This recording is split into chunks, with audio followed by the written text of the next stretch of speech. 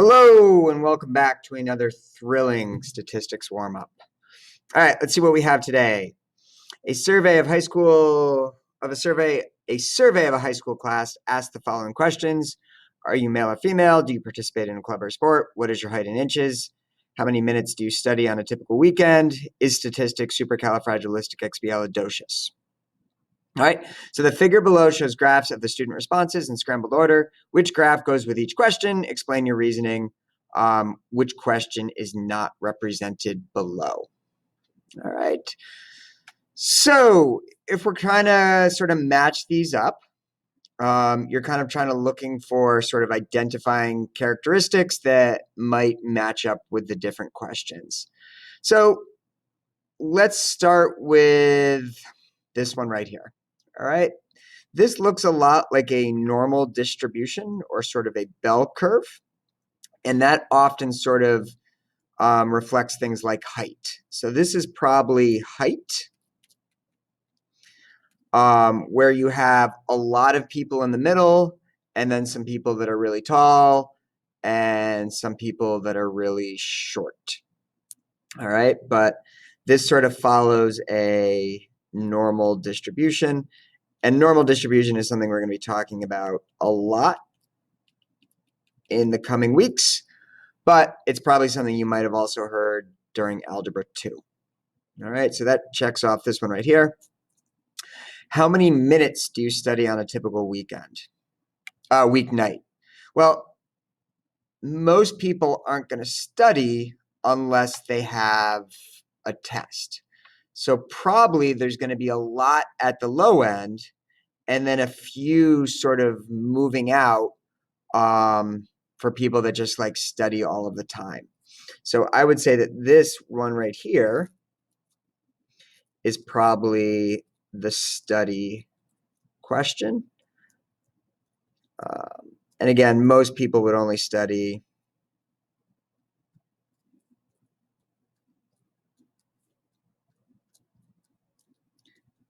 if they have a test.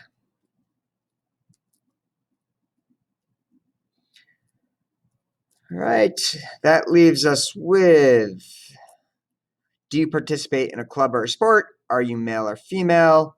Is statistics supercalifragilisticexpialidocious? Well, this is clearly the stats question because everyone loves stats.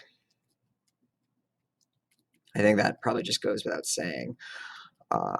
So I probably should have done that one first because it was the most obvious, which leaves us, do you participate in a club or a sport? And are you male or female? Well, generally, male and female is about 50-50. And this is clearly not 50-50. So this is probably our club sport graph. Now in 2020, maybe this should have been our club sport graph, but normally this is probably our club sport graph where, you know, you've got a lot of people that do it, but some people don't, and so on and so forth. But this one would have been about 50-50, and there's nothing that represents that. So the one that's not represented is male, female, and the reason is no graph that was about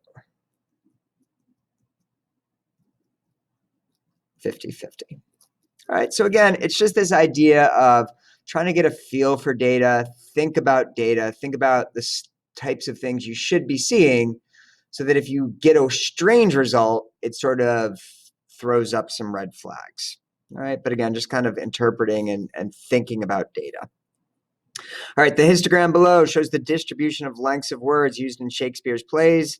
To be or not to be is not the question. Instead, how would you describe the shape, center, and spread of this distribution? All right, so we have a tail that's going off to the right. So the shape would be right skewed. All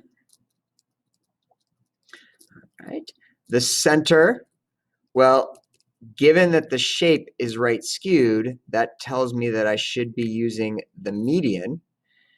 And the median, again, is the 50% mark. So if I go over here to my bars, I can say, all right, this first bar represents 5%. This next one represents, let's just say 17%. So now we're up to 22%. This next bar looks like it's probably about 22%. So that makes us up to 44%. That means we're going to hit the 50% mark inside of this bar. All right. And the value associated with that bar is 4 letters. So our median would be 4 letters. Okay. And then for spread, again, right now, we're just using the range. And if we look at the range of this distribution, remember, it has nothing to do with the heights of the bars. That's just telling you how often an observation occurred.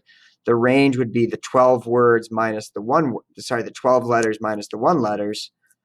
So 12 minus 1, or a range of 11 letters.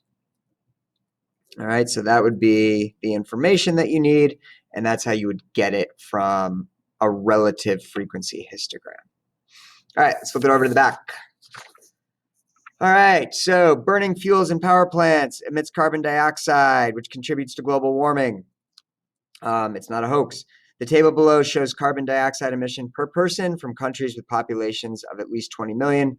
Sketch a histogram of the data using classes of width 2, i.e. start from 0 to less than 2, 2 to less than 4, and so on and so forth. All right, so it's kind of nice. They told us what the classes were, so we don't have to worry about that.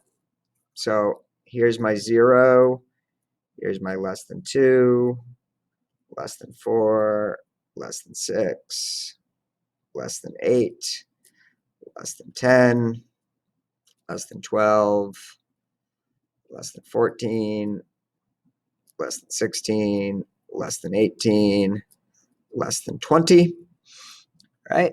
It's also nice because these are in order, so it's going to make it way easier to count them. So 1, 2, 3, 4, 5, 6, 7, 8. So there's 8 per row.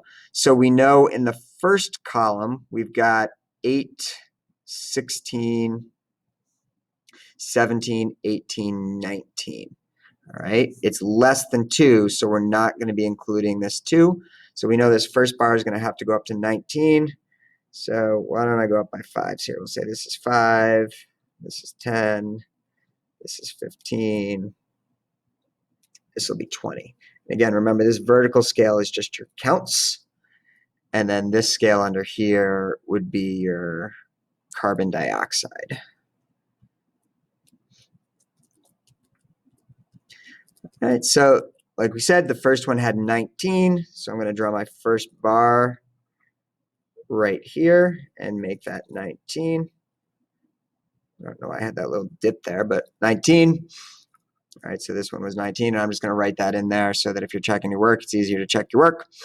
All right, the next one would be 1, 2, 3, 4, 5, 6, 7, 8, 9. So this one would be 9. And then 1, 2, 3, 4. This one would be 4. And then let's see, starting at 6 here. 1, 2, 3, 4, 5, 6, 7. So we go back up a little bit. From 8 to less than 10. Let's see. 1, 2, 3, 4. So we've got another 4 right here. From 10 to less than 12. 1.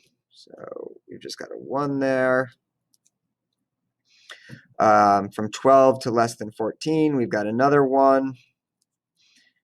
14 to 16, we have nothing. 16 to 18, we have another 1. And then from 18 to 20, we have 2. Right? So again, you're just going through, you're counting how many fall into each interval, and that's the height of your bar.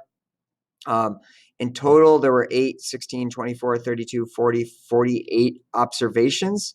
So it's a good idea to just check and make sure that your bars add up to 48. So 3, 4, 5, 9, 16. 20, 29, 39, 48. All right, so that's a good check to make sure that you're getting it correct. All right, you could also put this into your calculator if you wanted to. So if you have a calculator and you go to Stat Edit, all right, I've already put in all of the numbers, all right, but that's all 48 numbers. And again, it might not be worth it to have to type in all 48 numbers, but there they are. You can go to second y equals. You have to make sure that the stat graph is turned on. Then you have to go to the histogram. Now, if you just do a zoom 9, it's going to come up with its own intervals, and then that's not going to match what you have. So you're going to go to the window, and you can see I set my X-min to 0. I set the max to 20. I set the scale to 2 so that it matches what I did by hand. And then I just made the Y-min 0 and the Y-max 20 so that it would all fit. And then if I hit graph, there's my calculator histogram. And then if I hit trace, I can see that the heights match. This one's 19, 9, 4, 7, 4, 1, 1, blank, 1, 2. All right, so I'm getting the same results that I got when I did it by hand. But just another way you can sort of check your work if you want to. All right, number 4. Numerical data can distinguish different types of writing and sometimes even individual authors. Here are data on the percents of words of 1 to 15 letters used in articles in Popular Science magazine. Sketch a histogram that uses only 5 bars. What will you have to use as the class width? Who seems to prefer shorter words, Popular Science or Shakespeare? So this is referring back to question 2, where we had the data on Shakespeare. So first things first, let's sketch our histogram. All right, so I'm going to make a vertical axis here. I'm going to make my line here. All right, and what do I've got? I've got 1, 2, 3, 4, 5, 6, 7, 8, 9, 10, 11, 12, 13, 14, 15. So each interval is going to be 3 long.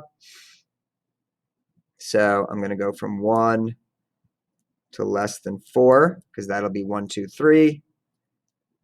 And then I'm going to go to less than 7, because that'll be 4, 5, 6. Less than 10. Less than 13. Less than 16, because that last one will be 13, 14, 15, which is what I need. Now, again, this is giving me percentages. So instead of counting things, I'm just adding those percentages together to get the height of my bars. So the first bar is going to be 3.6 plus 14.8 plus 18.7, or 37.1. So let's see, we'll make that 10%, we'll make that 20%, we'll make that 30%, we'll make that 40%. All right. So right here, this is going to be about 37%. The next one's going to be 16 plus 12.5 plus 8.2. So that's going to be 36.7%. And you're probably saying to yourself right now, don't these numbers feel kind of familiar? And yeah, they should. Basically, what I want to see is whether anybody calls me out on it, because that'll give me, an impression for like how much of the video are you watching and how close of attention you're paying. So, maybe you just heard me say that, or maybe you didn't, but, it's my way of just sort of checking in and kind of seeing how that goes. But, we'll see how it plays out. You gotta keep things interesting. So again, if we kind of go through these here, this one should have been like 37.1%. This one should have been 36.7%. This one should have been 18.4%. This one should have been 6.6%, and this one should have been 1.2%. And again, if you add all these together, they're going to add to 100%. Now, if we're comparing, who uses shorter words, all right, that requires us to go back to question 2. And what we see here, you've got to remember that on the other histogram, all 3 of those observations are combined into a single bar. So for Shakespeare, 1, 2, and 3 adds up to like 22, 39. It adds up to almost 44%. Whereas here it added up to 37%. So who seems to prefer shorter words? You could make the argument that Shakespeare prefers shorter words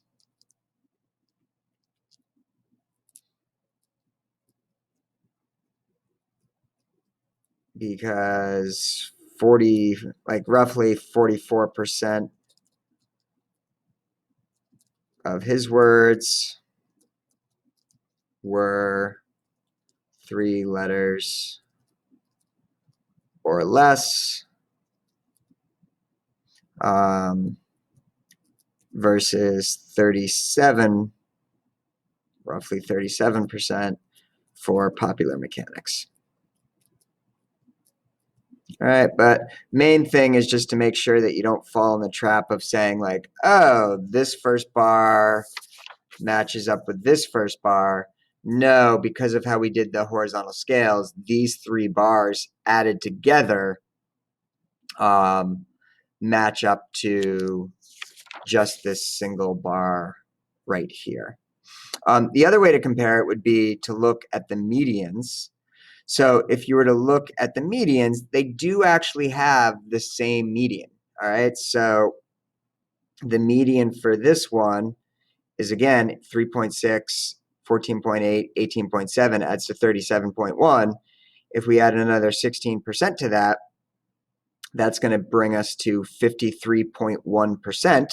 So the median of this distribution is 4, just like it was for this one. But if we look at it, this brings us to 44%. This is going to bring us to almost 68%.